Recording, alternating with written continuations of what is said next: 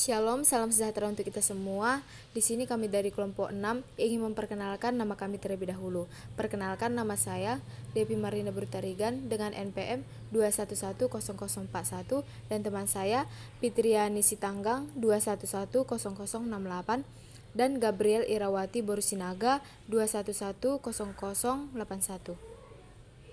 Pengertian cerpen. Cerpen adalah jenis karya sastra yang dipaparkan atau dijelaskan dalam bentuk tulisan yang berwujud sebuah cerita atau kisah secara pendek, jelas, serta ringkas. Cerpen bisa disebut juga dengan sebuah prosa fiksi yang isinya tentang pengisahan yang hanya terfokus pada satu kompleks atau permasalahan. Untuk lebih singkatnya, cerpen itu adalah cerita pendek yang hanya berpusat pada satu kompleks. Ciri-ciri cerpen. 1. Kata dalam cerita tidak lebih dari 10.000 kata. 2. Tulisannya lebih singkat jika dibandingkan dengan novel. Ketiga, isi kebanyakan mencerminkan kisah sehari-hari. Yang keempat, tokoh cerpen itu sederhana dan karakternya tidak mendetail. Yang kelima, bersifat fiktif. Yang keenam, habis ceritanya jikalau dibaca sambil dalam keadaan duduk. Yang ketujuh, kata-kata mudah sekali untuk dipahami oleh pembacanya. Pesan dan kesan yang diberikan dalam cerita sangat mendalam sehingga pembaca juga ikut serta merasakan kesan dan cerita itu. Nilai-nilai cerpen. A. Nilai moral atau etika, yaitu nilai-nilai yang berkaitan dengan norma-norma yang ada dalam suatu masyarakat atau kelompok manusia tertentu. Jadi, ukuran nilai adalah baik dan buruk yang bersifat lokatif atau berdasarkan tempat tertentu. Pesan moral disampaikan dari pelaku, para tokoh-tokohnya atau komentar langsung pengarangnya dalam karya sastra. Contoh, minuman keras tentu bertentangan dengan nilai moral orang timur. B. Nilai sosial, yaitu nilai-nilai yang berkaitan dengan masalah sosial dan hubungan manusia dengan masyarakat. Jadi, berkaitan dengan interaksi sosial antar manusia, baik sebagai individu maupun kelompok. Contohnya, nilai gotong royong sesuai dengan nilai sosial masyarakat desa. C. Nilai budaya, yaitu nilai-nilai yang berkaitan dengan kebudayaan, ada istiadat ataupun kebiasaan suatu masyarakat. Contohnya, budaya sambung ayam Bali, budaya individualisme masyarakat metropolitan. D. Nilai estetika atau keindahan, yaitu nilai yang berkaitan dari segi bahasa, penyampaian cerita, pelukisan alam, keistimewaan tokoh dan lingkungan sekitar tokoh.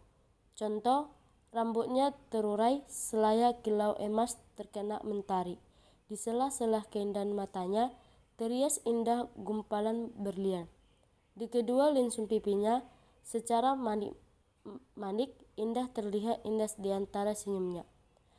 Yang E. Nilai religius, yaitu nilai-nilai yang berkaitan dengan ketuhanan atau kepercayaan. Contohnya, di antara kelaparan dan kehausan masih juga ia menyebut nama Allah. Kebahasaan cerpen. 1. Majas, 2. Peribahasa, 3. Ungkapan. Peribahasa atau pepatah adalah ayat atau kelompok kata yang mempunyai susunan yang tetap dan mengandung aturan dasar dalam berperilaku. Jiwa keperibahasaan berupa ungkapan yang sangat baik, maka disebut dengan istilah aforisme. 1. Bagai aur dengan tebing. Dua hal yang tak mungkin dipisahkan selalu berdampingan. 2. Bagai serbuk dengan sapi. Suatu atau keadaan yang mudah dipertemukan. 3. Bagai bumi dan langit. Dua hal yang sangat jauh berbeda. 4. Bagai ayam termakan rumput. Seorang tersengal-sengal karena nafasnya sesak. 5. Bagai kejatuhan bulan, mendapatkan rezeki atau sesuatu yang sangat menyenangkan. 6. Bagai batu jatuh ke lubuk, seseorang pergi yang tak mungkin kembali karena jauh perginya. Ungkapan. Ungkapan merupakan Gabungan kata yang maknanya sudah menyatu dan tidak ditafsirkan dengan makna unsur yang membentuknya. Idiom atau disebut juga dengan ungkapan adalah gabungan kata yang membentuk arti baru di mana tidak berhubungan dengan pembentuk dasarnya. Satu buah bibir bahan pembicaraan, dua buah hati anak, tiga buah tangan oleh-oleh. Unsur-unsur cerpen terdiri dari satu unsur intrinsik cerpen. 1. Tema adalah suatu pokok masalah yang mendasari sebuah cerita atau gagasan pokok dasar cerita. 2. Alur atau plot adalah sebuah langkah atau jalan dari sebuah cerita. 3. Penokohan atau perwatakan adalah pemberian suatu watak atau sifat atau karakter pada tokoh cerita. Metode penokohan tersebut ada dua, yaitu dengan metode analitik dan metode dramatik. Metode analitik adalah metode penokohan yang dicerminkan atau dipaparkan secara langsung, seperti sadis, pemarah, keras kepala, dan lain-lain. 2. Metode dramatik adalah metode penokohan yang dicerminkan atau dipaparkan secara tidak langsung, atau penambaran sifat melalui penggambaran fisik, dialog antar tokoh, dan lain-lain. Penampilan tokoh juga dibagi menjadi dua, yaitu protagonis dan antagonis. Tokoh protagonis adalah tokoh yang memerankan atau memiliki watak baik, jujur, dapat dipercaya, cepat tanggap, dan lain-lain. Lebih jelas, tokoh ini berwatak baik-baik. Jika tokoh antagonis adalah tokoh yang memerankan atau memiliki watak jelek, pendendam, jahat, sombong. Setting atau latar. Setting atau latar adalah tempat, peristiwa, waktu, dan suasana cerpen itu dilakukan. Atau lebih jelasnya, latar atau setting itu terdiri dari 3 unsur. Yang pertama, latar tempat, dan yang kedua, latar waktu, dan yang ketiga, latar suasana. Sudut pandang atau point of view. Sudut pandang adalah cara bercerita atau cara pandang visi seorang pengarang pada suatu peristiwa dalam cerpen. Sudut pandang dibagi menjadi beberapa, yang diantaranya yaitu sudut pandang orang pertama atau dengan gaya bahasa aku, sudut pandang meninjau atau orang ketiga, sudut pandang campuran, atau bisa orang pertama atau ketiga. Dalam sudut pandang, kata ganti orang dibagi menjadi 3, yaitu sudut pandang orang pertama, yaitu orang yang berbicara.